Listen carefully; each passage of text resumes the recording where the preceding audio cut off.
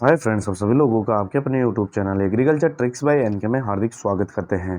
जैसे कि आप लोगों को पता है कि एग्रीकल्चर से रिगार्डिंग कोई भी अपडेट वगैरह होता है या कोई भी अपने को नया अपडेट वगैरह मिलता है तो उसके हम वीडियो के माध्यम से आपको प्रोवाइड करवाते रहते हैं। तो आज इसी कड़ी के अंतर्गत बात करेंगे कि काफ़ी बच्चे बोल रहे थे कि जो भी आप एग्रीकल्चर के अंदर ट्रिक्स वगैरह लाते हो तो वो एक सीरीज़ वाइज लाया करो ना। तो आज अपन जो नेमरा सुनना है जो कि इंग्लिश के अंदर आती है तो काफ़ी बच्चों को पढ़ने के अंदर काफ़ी प्रॉब्लम आती है। तो आज अपन इसी को हिंदी के अंदर पढ़ेंगे और हर एक छोटी से छोटी चीज़ का एनालिसिस करेंगे। तो चलिए स्टार्ट करते हैं। तो अपने पास में फर्स्ट इकाई है, इसके अंतर्गत है सस्य विज्ञान एग्रोनॉमी। तो आई होप कि एग्रोनॉमी की डेफिनेशंस वगैरह सभी को पता ही होगी। तो लेकिन सबसे बड़ा कन्फ्यूज़न होता है बच्चों के मन के अंतर्गत, वो रहता है इनको शब्दों को लेकर कि कौन सा ग्रीक है, कौन सा लैटिन है, कौन सा अरबी भाषा का है। तो इसका वीडियो अपन ने पहले ही अपलोड कर चुके हैं, तो आप प्लेलिस्ट में जाके देख सकते हो एग्रीकल्चर ट्रिक्स वाली में कि उसके अंदर कैसे आप याद कर सकते हो आसान तरीके से।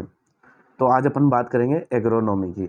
तो सबसे बड़ा कन्फ्यूज़न तो ये रहता है कि आपके एक तो आता है एग्रीकल्चर और एक होता है एग्रोनॉमी। तो इन दोनों वर्डों के अंदर सिमिलरिटीज़ रहती है, तो इसलिए बच्चा कंफ्यूज हो जाता है कि कौन सा वर्ड किससे बना है और इसके अंतर्गत किस चीज़ का प्रबंधन होता है या किस चीज़ की स्टडी करते हैं। तो मैं पहले ये कन्फ्यूज़न दूर कर देता हूँ आप लोगों का। तो जैसे कि आप बात करते हैं एग्रीकल्चर, है ना। तो एग्रीकल्चर होता है वो दो वर्ड से मिलकर बना हुआ होता है। पहला तो आता है एगार और दूसरा आता है कल्चरा। तो ये एगार और कल्चरा से मिलकर बना हुआ होता है। तो इसके अंतर्गत आपको सिंपल सा कुछ ही नहीं देखना, एग्रीकल्चर आ रहा है तो कल्चर आते ही अपने को पता चल गया कि ये क्या है, लेटिन वर्ड है। जिसके पीछे नोमी आ रहा था या लोजी आ रहा था वो कौन सा हो रहा था, आपका ग्रीक वर्ड हो रहा था। तो आपको इससे पता चल जाता है। तो एग्रीकल्चर के अंतर्गत आपका क्या हुआ, एगार शब्द है। जो एगार है वो आपका बना है सोइल से, या जिसे अपन क्या बोलते हैं, मृदा। तो अपन बोलते हैं मृदा। तो ये क्या होगा, एगार किसका हो जाएगा, मृदा से। और जो कल्चरा है, तो कल्चरा का मतलब मैंने पहले भी बताया था कि टू कल्टीवेशन या खेती करना। तो ये क्या हो गया आपका एग्रीकल्चर।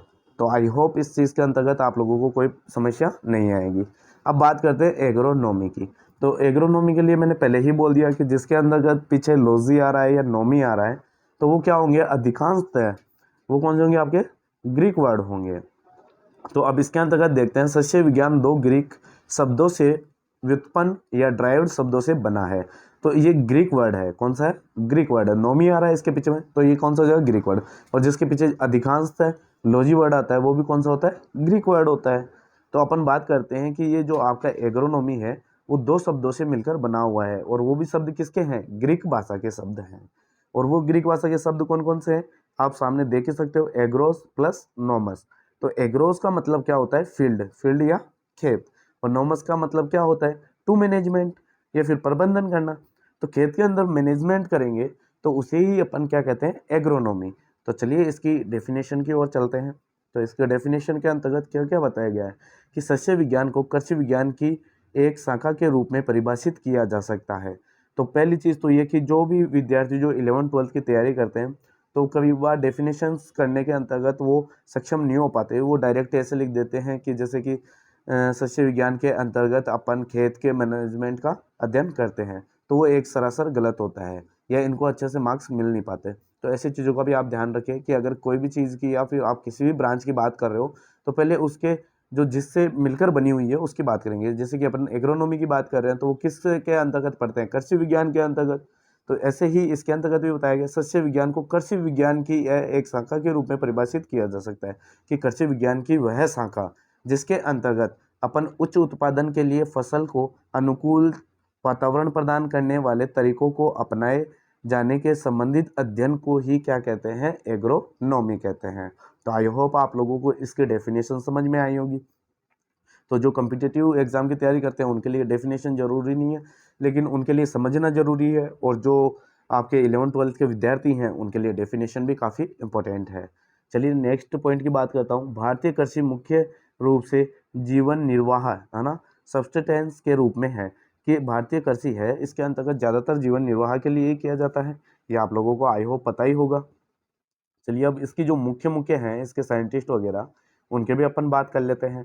इसके अंतर्गत सबसे पहले आता है जो आपका पीटर डिक्रेसेंजी है। तो इसके अंतर्गत भी काफ़ी बच्चे कंफ्यूज रहते हैं कि फादर ऑफ एग्रोनॉमी कौन है। तो फादर ऑफ एग्रोनॉमी भी आपका किसे बोला जाता है? पीटर डिक्रेसेंज। इन्होंने क्या किया था? 1230 व 1307 ईस्वी में ईसा पूर्व ने पहली बार अपनी पुस्तक ओपस रूरालियम कमोडारम, ये आपकी एग्रोनॉमी से संबंधित एक साहित्य है जिसके अंतर्गत सभी चीज़ों को संकलित किया गया था। तो ये क्वेश्चन आपका पूछा गया है।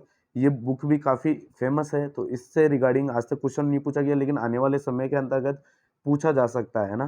तो वैसे IARI PhD के अंतर्गत 2019 में पूछा गया है, तो ये भी आप लोगों को पता होना चाहिए। इसीलिए इन्हें जब इन्होंने ये संकलित किया, इनको सभी चीज़ों को एक जगह समराइज किया, तो इसीलिए इन्हें क्या किया जाता है कि एग्रोनॉमी के जनक, जैसा कि मैंने पहले ही बता दिया। पीटर डिक्रेसन कौन है? Father of agronomy. तो इसे क्या कहा जाता है? फादर ऑफ एग्रोनॉमी कहा जाता है। अब नेक्स्ट साइंटिस्ट की मैं बात करूँ, जो वो है आपके वॉन हेलमोंट। जो वॉन हेलमोंट है, उन्होंने क्या किया? 1577 से लेकर 1644 ईसा पूर्व ने निष्कर्ष निकाला कि वनस्पति का मुख्य तत्व पानी होता है। कि जैसे आपके पास में कोई भी वनस्पति वगैरह है या कोई भी क्रॉप वगैरह है, तो उसका जो मुख्य तत्व होता है वो पानी होता है।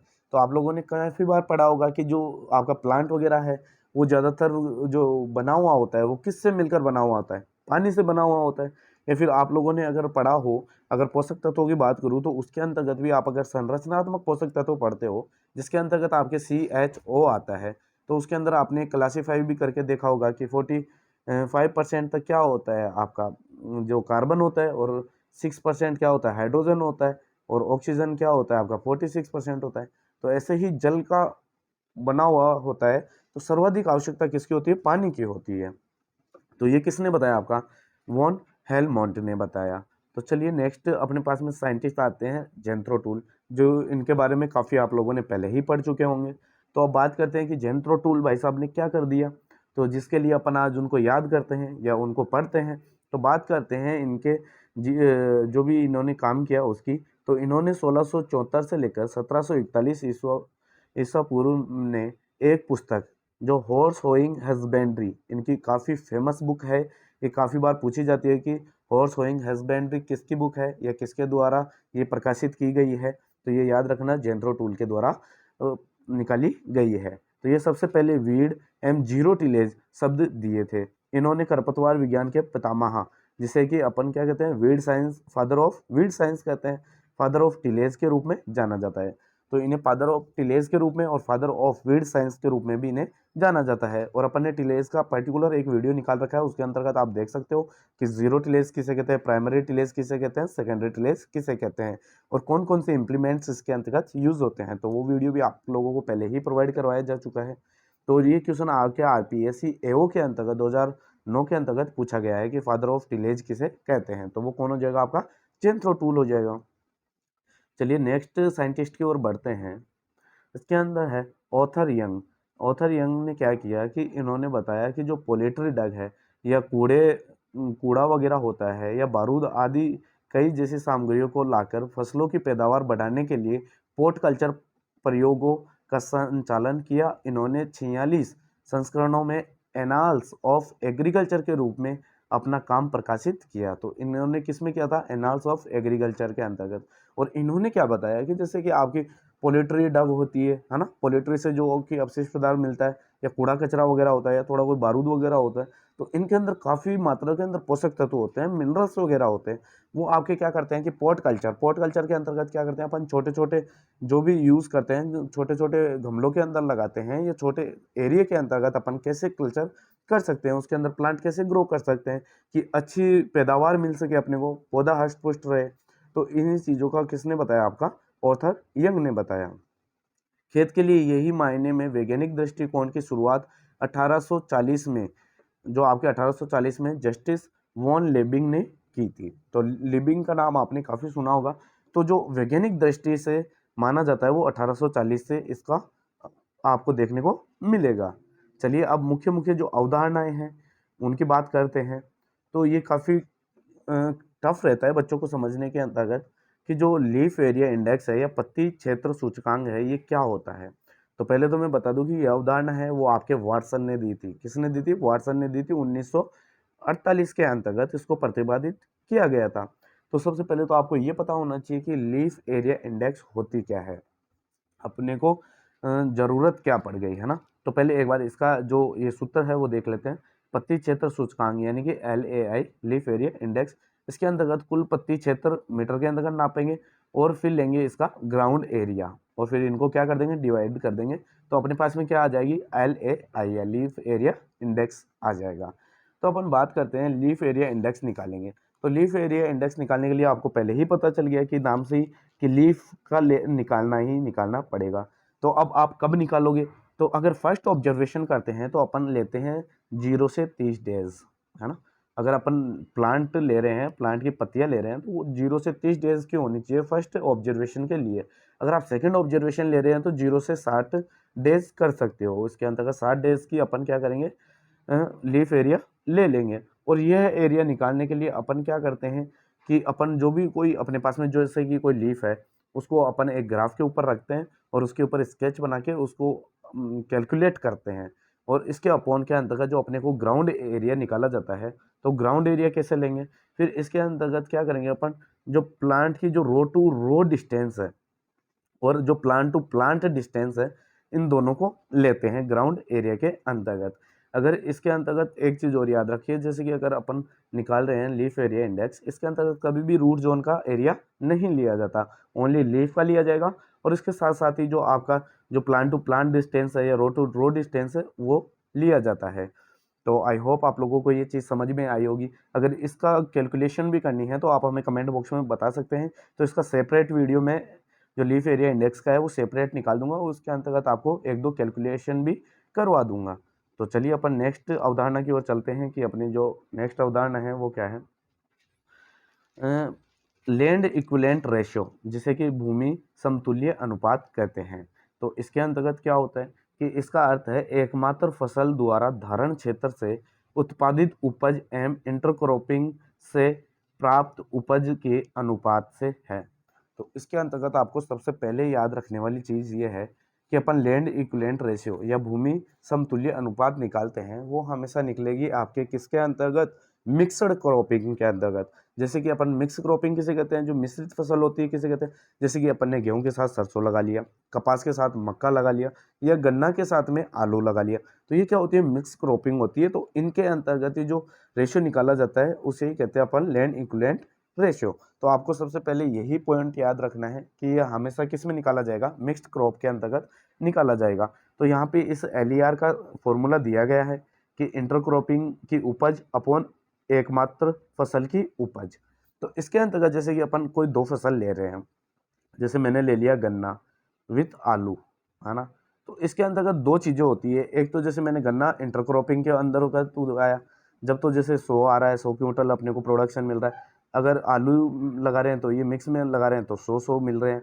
या फिर मैं बात करूँ कि अगर अपन शुद्ध एकदम शुद्ध लगाएंगे तो अपने को पूरे एरिया के अंतर्गत जैसे कि 200 क्विंटल का अपने को क्या मिल रहा है, प्रोडक्शन मिल रहा है।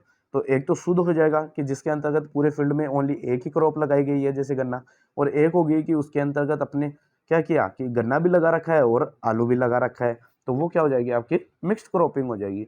और LAR क्या शो करता है, ये मेजरमेंट करता है कि अपन जो इंटरक्रॉपिंग कर रहे हैं उसके अंतर्गत अपने को लाभ हो रहा है या हानि हो रही है, या अपने को कुछ भी उसके अंतर्गत देखने को नहीं मिल रहा है कि ना तो इसके अंतर्गत लाभ हो रहा है ना इसके अंतर्गत हानि हो रही है।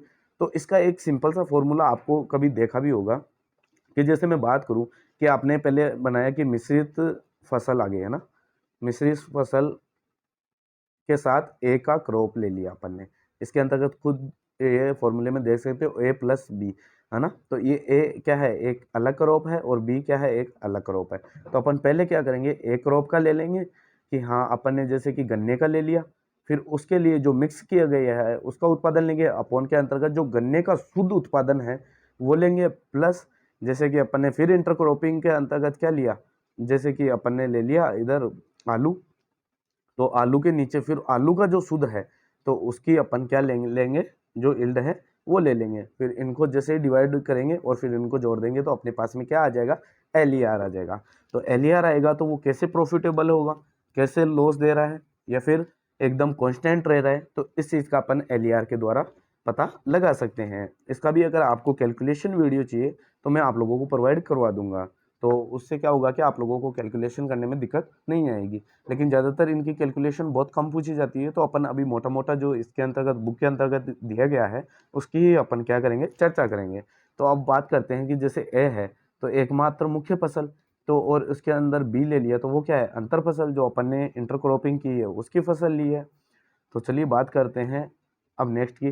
तो जब LER एक से कम हो तो इंटरक्रॉपिंग फायदेमंद होती है, सॉरी एक से ज़्यादा होती है, तब क्या होगा कि इंटरक्रॉपिंग है वो फायदेमंद होगी। जैसे कि अपन ये कैलकुलेट करते हैं तो LER अपना क्या हो रहा है, एक से ज़्यादा आ रहा है, तो क्या होगा, इंटरक्रॉपिंग क्या होगी, फायदेमंद होगी। जैसे कि आप नीचे देख सकते हो कि LER अपने पास में आ रहा है 1.20, तो इसका मतलब क्या है, दोनों ही फसलों में मिश्रण फसल एकल फसल से 20% अधिक उपज दे रही है, तो ये अपने लिए क्या होगा, प्रॉफिटेबल। ये तीन ही मेजरमेंट करता है, LER है वो तीन ही करेगा, या तो आपका क्या रहेगा, एक से कम, या फिर क्या रहेगा, एक एक, या फिर एक से ज्यादा। तो इसके अंतर्गत जो मेजर होगा, अगर LER आपका एक से कम आता है तो मतलब कि आपका हानिकारक है, आपको लॉस होगा। अगर आपका LER एक ही आ रहा है तो एक के अंदर क्या होगा, ना तो आपको प्रॉफिट होगा ना आपको लॉस होगा, ना तो कोई लाभ होगा और ना ही कुछ हानि होगी। अगर मैं बात करूं कि अगर आपका LER एक से ज़्यादा आ रहा है ना, तो इसके अंतर्गत क्या होगा, आपको लाभ देखने को मिलेगा, जैसा कि अपन ने यहाँ पे देख लिया है। तो ये तीनों डिजिट आपको पता होनी चाहिए कि LER एक से कम है तो हानि हो रही है, एक से ज़्यादा है तो लाभ हो रहा है, एक है तो कांस्टेंट है, यानी कि ना तो कोई लाभ हो रहा है ना कोई हानि हो रही है। इससे भी रिलेटेड काफ़ी बार क्वेश्चन पूछे जाते हैं। अब नेक्स्ट अपने पास में है वो है ग्रोविंग डिग्री डेज, जिसे कि GDD कहते हैं। तो इसका फॉर्मूला होता है वो होता है maximum temperature minus minimum temperature, है ना। आप नीचे देख सकते हो इसके अंतर्गत, जैसे कि maximum temperature minus minimum temperature upon में 2, फिर माइनस लगा के बेस टेम्परेचर। तो आपको पहले तो अगर आपको GDD निकालना है तो उससे पहले आपको बेस टेम्परेचर का पता होना चाहिए। तो अपन पहले बात करेंगे बेस टेम्परेचर की, फिर उसके बाद में GDD की बात करेंगे, ताकि अपने को इसको समझने में आसानी रहे। तो बेस टेम्परेचर क्या होता है, तो इसके अंतर्गत क्या दिया गया है, वह न्यूनतम तापमान जिस पर पौधे की वृद्धि होना संभव नहीं है। कि बेस्ट टेम्परेचर वो होता है कि जैसे कि अपने पास में कोई प्लांट है, तो जिस टेम्परेचर पे उसकी ना तो कोई वृद्धि होती है, जैसे कि ना ही कोई उसके अंतर्गत लीफ बनेगी, ना कोई अच्छे से स्पाइक बनेगी, जैसा पौधा है वैसे कि वैसा ही रह जाएगा, उसे क्या कहते हैं अपन, बेस्ट टेम्परेचर कहते हैं। ये सामान्यतः ठंडे मौसम में लगाई जाने वाली फसलों के लिए जो बेस्ट टेम्परेचर होता है वो क्या होता है, 5 डिग्री सेंटीग्रेड। जैसे कि आपके पास में कोई क्रॉप है ठंडे मौसम में, जैसे कि अपन ने गेहूं लगा दिया, तो उसके अंदर क्या होगा कि अगर 5 डिग्री सेंटीग्रेड अगर टेम्परेचर आता है तो वहाँ पे क्या होगा कि आपका जो गेहूं की ग्रोथ है वो क्या हो जाएगी, एक जगह रुक जाएगी, वो ग्रोथ नहीं कर पाएगा। या फिर उसके अंदर जैसे कि 2 लीफ निकली हुई है तो उससे तीसरी लीफ निकल नहीं पाएगी, वो एकदम कांस्टेंट रह जाएगी। उसको अगर आगे ग्रोथ करनी है तो उसके लिए उसको टेम्परेचर क्या होगा, उसको राइज करना पड़ेगा, है ना। तो ऐसे ही होता है। तो इसके अंतर्गत बेस्ट टेम्परेचर क्या हो गया, 5 डिग्री सेंटीग्रेड। ऐसे ही कुछ फसलें होती है, जैसे कि अपन बात करें रबी खरीफ वाली फसलें, खरीफ वाली के अंतर्गत 10 डिग्री रहता है, तो मिनिमम ऐसे अलग अलग क्रॉपों की क्या होती है, अलग अलग बेस्ट टेम्परेचर होता है। तो इसके अंतर्गत साफ साफ दिया गया है, जैसे कि आपके लिए बेस्ट टेम्परेचर की बात करूँ, गेहूं जो जई के लिए क्या है 4.5 डिग्री सेंटीग्रेड, या फिर आप देख सकते हो इसे फ़ारेनहाइट में बात करें तो 40 डिग्री फ़ारेनहाइट, या धान मक्का ज्वार इनके लिए 10 डिग्री सेंटीग्रेड। ये आपका RPC ARO के अंदर 2016 के अंतर्गत पूछा गया क्वेश्चन है, तो ये आपकी इंडेक्स भी याद होनी चाहिए। इसके अलावा मैं बात करूँ आलू की, जो आलू का बेस्ट टेम्परेचर होता है वो होता है 7.2 डिग्री सेंटीग्रेड, या फ़ारेनहाइट में बात करूँ तो 45 डिग्री फ़ारेनहाइट, ये आपका क्या हो जाएगा, बेस्ट टेम्परेचर हो जाएगा। तो अब बेस्ट टेम्परेचर पता चल गया कि जहाँ पे प्लांट क्या कर रहा है, ग्रोथ करना बंद कर देता है या उसकी ग्रोथ हो नहीं पाती, उसे क्या कहते हैं, बेस्ट टेम्परेचर कहते हैं। अगर जैसे ही उसके टेम्परेचर में राइज करेंगे या उसको बढ़ाएंगे तो उसके अंतर्गत क्या होगा, ग्रोथ होना स्टार्ट हो जाएगी। तो आई होप आप लोगों को बेस्ट टेम्परेचर समझ में आया होगा। तो अब जैसे ही बेस्ट टेम्परेचर समझ में आया, तो जो बेस्ट टेम्परेचर और जो उसकी ग्रोथ होगी, तो उसके टेम्परेचर के बीच का डिफरेंस है, उसे ही अपन क्या कहते हैं, GDD, या फिर ग्रोथ डिग्री डेज कहते हैं। तो ये क्या होगा, हीट यूनिट कॉन्सेप्ट है। तो आई होप अब समझने में और भी आसानी रहेगी आपको कि GDD क्या होगा। तो इसके अंदर चलते हैं GDD निकालने के लिए। तो GDD के अंतर्गत अपन क्या करेंगे, GDD में पहले बात तो ये है कि क्यों जरूरी है आपका GDD। अगर जीडीडी जो अपन है इसका इम्पोर्टेंस क्या होता है कि जो हीट होती है कि प्लांट के लिए हीट बहुत ज़रूरी होती है कि अगर हीट नहीं होगी तो वो प्लांट ग्रोथ नहीं कर पाएगा, तो आगे अपनी स्टेज नहीं कर पाएगा। कि जैसे कि आपने बेस्ट टेम्परेचर पढ़ा, तो बेस्ट टेम्परेचर के ऊपर ही अगर प्लांट रह गया तो वो आगे ग्रोथ कैसे कर पाएगा, तो उसके लिए क्या करना पड़ेगा, अपने को हीट देनी पड़ेगी या उसको हीट ज़रूरी होती है। तो ऐसे ही अपन हीट करते हैं तो हीट मिलती कहाँ से है, अपने को कहाँ से मिलती है, सूर्य से मिलती है। तो अगर मैं बात करूँ कि हीट की, तो इसके अंतर्गत भी एक स्पेसिफिक ऐसा नहीं है कि जैसे कि आपने हीट इंक्रीज करते जाएंगे तो प्रोडक्शन आपका बढ़ता जाएगा बढ़ता जाएगा बढ़ता जाएगा। इसकी भी एक कांस्टेंट लिमिट होती है कि यहाँ तक तो प्लांट क्या करेगा, अपनी वृद्धि को बढ़ाएगा या उत्पादन को बढ़ाएगा, और एक लिमिट के बाद में जाके वो भी क्या करता है, डिक्रीज करने लग जाता है। जैसे कि आपने प्लांट फिजियोलॉजी के अंदर पढ़ा होगा कि रेड ड्रॉप वगैरह, है ना, ऐसे इफेक्ट्स पढ़े होंगे। तो वो क्या होते हैं कि एक लिमिट होती है कि यहाँ तक तो आपका राइज होगा, फिर वापस क्या होना स्टार्ट हो जाएगी, डिक्रीज होना हो जाएगा। तो आप इसके अंतर्गत बात करते हैं जो कि इसका रिलेशन होता है जीडीडी का, वो किसके प्रति होता है, टेम्परेचर और क्रॉप, जो क्रॉप की ग्रोथ होती है इसके बीच का जो रिलेशन होता है उसे ही अपन मेजरमेंट करते हैं जीडीडी के द्वारा। तो चलिए इसकी बात करते हैं। इसके अंतर्गत जैसे कि मैंने फॉर्मूला बता ही दिया कि अभी जैसे बात करें कि इसके अंतर्गत दिया गया है maximum temperature minus minimum temperature upon 2, और माइनस के अंतर बेस्ट टेम्परेचर। अगर इन दोनों को अगर अपन कैलकुलेट करते हैं, मैक्सिमम टेम्परेचर और मिनिमम टेम्परेचर को डिवाइड करते हैं 2 से, तो अपने पास में जो आता है वो एवरेज टेम्परेचर आता है ना, एवरेज टेम्परेचर। तो मैं इस चीज़ को बोल सकता हूँ कि अपने को जीडीडी निकालना है, तो उसके लिए अपना फॉर्मूला क्या होगा, average temperature minus base temperature, है ना। तो एवरेज टेम्परेचर अपन ने कैसे निकाला, तो जो आपका ये फॉर्मूला दिया गया है ये एवरेज टेम्परेचर का ही है। अगर इतना था देखे तो कि जैसे कि मैक्सिमम टेम्परेचर माइनस आपका क्या होगा मिनिमम टेम्परेचर अपॉन 2, तो ये क्या हो जाएगा, आपका एवरेज टेम्परेचर निकल के आ जाएगा। तो average temperature minus best temperature हो जाएगा। तो इसके अंतर्गत बात करते हैं नेक्स्ट पॉइंट होगी, यह फसल विकास निर्धारण का मौसम आधारित सूचकांक है। तो ये क्या करेगा कि फसल का विकास का निर्धारण करता है कि मौसम के आधार पर कि ये ग्रोथ कर रहा है कि नहीं कर रहा है, एक जगह है या नहीं है। अथवा यह तापमान निर्देशित करता है कि इसका उपयोग फसल की परिपक्वता की अवधि का अनुमान लगाने में किया जाता है। तो अपने को पता चल जाएगी इतनी हीट है इसकी, तो ये क्या हो जाएगी, पर्टिकुलर पक गई है। तो काफ़ी आप लोगों ने पढ़ा ही होगा कि हर अलग अलग जो हीट यूनिट होती है कि जैसे कि आपके खजूर के अंतर्गत, तो ऐसे देखा होगा कि उससे भी पता लगाया जा सकता है कि इतनी हीट यूनिट होते ही ये क्या हो गया, आपका पक के तैयार हो गया। यह फसलों के कीट पेस्ट प्रकोप की भविष्यवाणी बताने में सक्षम होता है। तो अपन क्या करेंगे, जैसे जैसे टेम्परेचर राइज होगा तो अपने को पता है कि इंसेक्ट किस टेम्परेचर के ऊपर अटैक करेगा, तो उससे अपन भविष्यवाणी कर सकते हैं कि आने वाले टाइम के ऊपर इसके अंतर्गत इतना टाइम होगा तो इसके अंतर्गत यह इंसेक्ट क्या करेगा, अटैक करेगा। तो इस चीज़ की भविष्यवाणी भी अपन पहले ही कर सकते हैं और उनसे बच सकते हैं। नेक्स्ट बात करूँ तो इसे ऊष्मा इकाई, है ना, इसे ऊष्मा इकाई यानी कि थर्मल यूनिट भी कहते हैं। और इसके अलावा इसकी प्रमुख फसलों की ग्रोइंग डिग्री डेज, तो इसके अंतर्गत जो काफ़ी फसलें हैं उसकी ग्रोइंग डिग्री डेज दिए गए हैं आपके सामने। तो इनमें से भी काफ़ी बार क्वेश्चन पूछे जाते हैं, तो ये भी आपको पता होना चाहिए। जैसे गेहूं की है तो 2100 से 2400 हो गई, धान की है 1700 से 2100 हो गई, मटर की है 1100 से 1200 हो गई, कपास की है 1900 से आपकी, जो कपास है इसके अंदर 1900 से 2500 हो गई, मक्का है मक्का की 2200 से 2800 क्या हो गई, आपकी जीडीडी हो गई। तो अगर इसको बात करूं कि ये क्या करते हैं कि आपके जो कि जितना ज़्यादा ग्रोथ बढ़ेगा, है ना, जो इसका डिफरेंस होगा क्या बेस्ट टेम्परेचर और ग्रोथ के बीच का अंतर्गत, उसे ही अपन क्या कहते हैं, जीडीडी कहते हैं। और इसके अंतर्गत जैसे कि मिनिमम टेम्परेचर ले लिया अपन ने, जैसे कि अपन ने बात की कि अभी मेज़ की, तो इसके अंतर्गत जो मेज़ है आपका, मेज़ के अंतर्गत आपका मिनिमम टेम्परेचर कैसे दिया गया है, इसके अंतर्गत दिया गया है 10 डिग्री सेंटीग्रेड। अगर मैक्सिमम की मैं बात करूँ तो मैक्सिमम कितना होता है 36 डिग्री सेंटीग्रेड। तो इन दोनों को माइनस करके 2 से डिवाइड करेंगे तो अपने को क्या मिल जाएगा, एवरेज। तो एवरेज आपका जो मिलेगा उसको अपन माइनस करेंगे बेस्ट टेम्परेचर से, है ना, एवरेज टेम्परेचर को माइनस करेंगे बेस्ट टेम्परेचर से, तो अपने को क्या निकल के आ जाएगी, जीडीडी। वो किसकी निकल के आएगी, मक्के की।